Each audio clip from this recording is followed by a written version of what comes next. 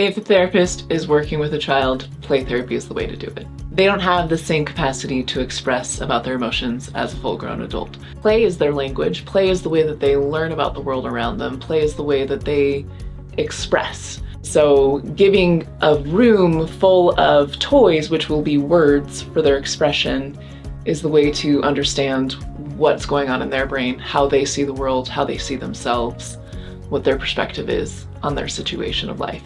If we do it in their language, if we allow that titration of them touching into the difficult emotion, being able to pull out, that sort of experience is going to make it tolerable and allow them to even make sense of a really difficult thing from a distance first. This is about the dinosaur not having friends, not this is about me not having friends. It's kind of gives a space so that they can do it at the distance of the metaphor and story before they're able to talk about it head on, about this is me talking about me. The role of the therapist in play therapy is to be present, to be attentive.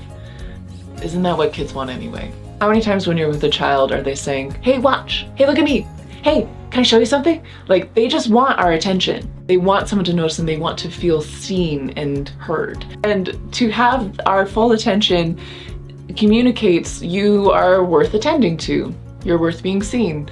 With a child, you're going to build rapport, you're going to build a relationship through their language of play. And relationship is the core principle of any therapy. When a therapist is trained in play therapy, joining their world, not asking them to be an adult, to be able to articulate to their emotions. There's a quote that's attributed to Plato that says, "You can discover more about a person in an hour of play than in a year of conversation."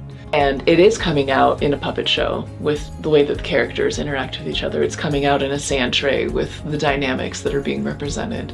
It's coming out in art. Giving raw materials to a child to create anything that they want to create will tell you a lot about what's going on for them. The toys are selected specifically to allow for a space for the child to express themselves, like a doctor's kit, a kitchen or play food. There's certain symbols of nurture and healing that are embedded in that type of play. There's gonna be a dollhouse. I have 2 dollhouses because I work with children from divorced families that live in 2 different homes. There are puppets for puppet show.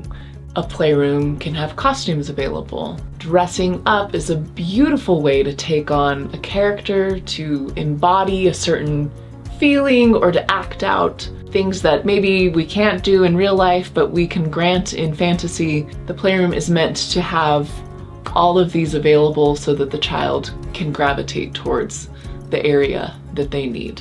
And I trust that they do gravitate towards what they need. I use play therapy in both non-directive and directive ways. The non-directive approach puts the child in charge of deciding what it is that they want to do. And there is something that's really beautiful and therapeutic about just that. They realize through choosing that they have ideas that count, and it develops a sense of capability when they're engaging in certain play activities that are challenging, trying to get the bullseye when they're throwing darts, trying to make a basket on the basketball hoop. When they overcome that challenge, it instills that sense of, wow, I can do things. If I have a kid that wants to go to the sensory playroom, we're gonna go to the sensory playroom. That is their opportunity to move their body in an expressive way or in an aggressive way to allow them to regulate through their body. The sensory playroom is an area that has tools that activate the internal senses to allow that child to calm their nervous system through their body, through swinging, jumping, stretching out in a body sock, through beating up a monster. In more directive play therapy approaches, the therapist is using playful approaches to build skills such as emotional regulation, emotional identification, building emotional vocabulary, understanding that somatic experience of emotion inside the body. We're gonna learn about how to regulate emotion. We're gonna learn about the body sensations of emotion. We're gonna use expressive arts to do that. We're gonna use playful ways to experience and to understand emotion better. I often will use play therapy techniques with adults.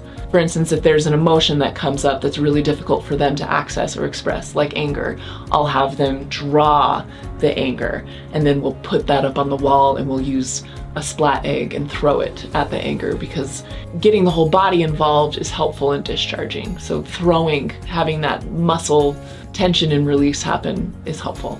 Before meeting with a child client, I will meet with the parents for an intake session. That's my opportunity to gather as much of the big picture as I can, asking questions about the history and the relationships and the family and some of what has led up to this child now coming in for therapy.